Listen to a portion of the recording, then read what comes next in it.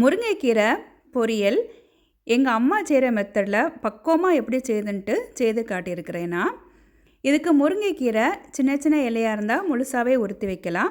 கொஞ்சம் பெரிய இலையாக இருந்தாச்சுன்னா வெட்டி வைக்கலாம். வத்தல், கடுகு, உளுத்தம்பருப்பு, வெங்காயம், தேங்காயெலாம் எடுத்துக்கலாம். கொஞ்சமாக தேங்காய் எண்ணெய் போட்டு கடுகு போட்டு அது பொரிஞ்சோடனே உளுத்தம்பருப்பு போட்டு அது பொரிஞ்ச உடனே வத்தல் பிச்சு போடுவாங்க அம்மா. நான் காரம் வந்துருன்ட்டு ஃபுல்லாகவே போட்டுட்டேன். வெங்காயம் போட்டு அதை வதக்கிட்டு முருங்கைக்கீரையும் நம்ம அப்படியே ஃபுல்லாக எல்லாமே போட்டுடலாம். போட்டுட்டு இதில் அம்மா தண்ணியும் விட மாட்டாங்க, உப்பும் போட மாட்டாங்க. உப்பு இதில் இருக்குன்னே சொல்லிடுவாங்க. தண்ணியும் விடாமல் லோ ஃப்ளேமில் வச்சு இதை நல்லா வதக்கிட்டு அப்படியே லோ ஃப்ளேமில் இருக்கும். இது ஒரு 5 மினிட்ஸ்லேயே வெந்த உடனே தேங்காய் போட்டு நல்லா மிக்ஸ் பண்ணி ஸ்டவ்வை ஆஃப் பண்ணிடுவாங்க. இதே பக்குவத்தில் செய்தால் அந்த கலரும் இதே மாதிரி இருக்கும், கொஞ்சம் இனிப்பு டேஸ்ட்டாக இருக்கும். நம்ம கொஞ்சம் டைம் குக் பண்ணியாச்சுன்னா இது கசப்பு டேஸ்ட் வந்துடும். இதே மாதிரி பக்குவமாக செய்து பாருங்கள். தேங்க்யூ.